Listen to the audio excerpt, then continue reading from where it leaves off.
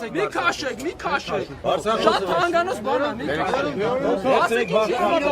Կենսաթոշակային կուտակային համակարգի դեմ պայքարող DMM շարժման անդամները վերջին անգամ իրենց բարձրախոսը ավելի քան 1 տարի առաջ հունիսի 23-ին այս հանրահավաքում են տեսել։ Ոստիկանությունը էլեկտրաէներգիայի թանկացման դեմ ցույցի մեկնարկից քիչ անց առգրավվել է այն եւ մինչ օրս չի վերադարձրել։ Ակտիվիստների օրակարգում էլեկտրաէներգիայի սակագնի սահմանադրական բարեփոխումների դեմ պայքարն է, բայց տեխնիկական պատճառներով լռեցված են։ Իշխանությունները նոր մարտահրավերներ են նետում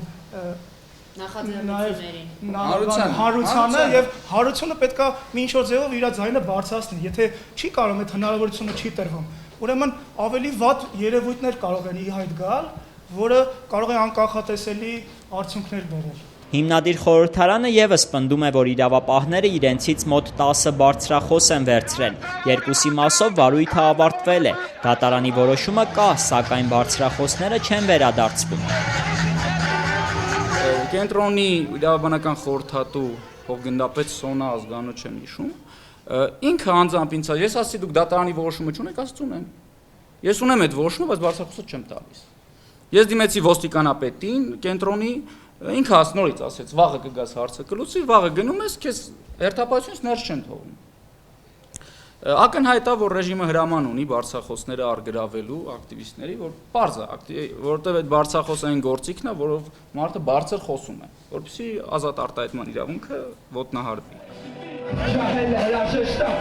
Հարություն Աղլամազյանն էլ պնդում է, որ սկզբում ոստիկանությունը ընդհանրապես չէր ընդունում, որ իրենցից բարձրախոս են առգրավել։ Երբ ցույց են տվել տեսանյութը, պատասխանել են, վարույթ է ընթանում եւ սարքը կցված է գործին։ Շատ կարևոր խնդիր է սա եւ մենք պահանջելու ենք, որպեսզի առգրավված բոլոր միջոցները ետ վերադարձնեն։ Դա նաեւ իմ կարծիքով նաեւ իշխանությանն է օգուտ, որ քաղաքացին կարողանա իր ձայնը բարձրացնի, ավելի կազմակերպված ձևով ակցիաները անի, որպեսզի ամեն ինչ ավելի օրինական դաշտում տեղի ունենա։ Ակտիվիստները պնդում են, թե առգրավված բարձրախոսների արժեքը հասնում է մինչև $1000, ամենայն դեպս այսօր մեր այցելած տեխնիկայի վաճառասրահներում դրանց գինը մոտ 500,000 դրամ է։ Եթե տոտալիտար, ասենք Հյուսիսային Կորեայում ձայնը սահմանափակում են մահակով կամ ձերբակալությամբ,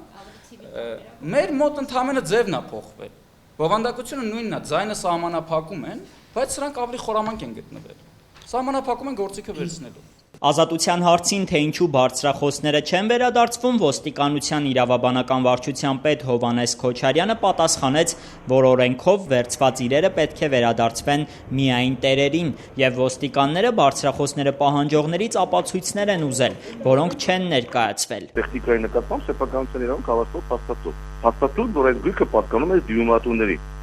Կարող ենք բարձրախոսը վերադարձնել նրանց եւ ուրիշ սեփականատեր հայտնվել եւ ասել գիտեք, դուք գույքը մերն է։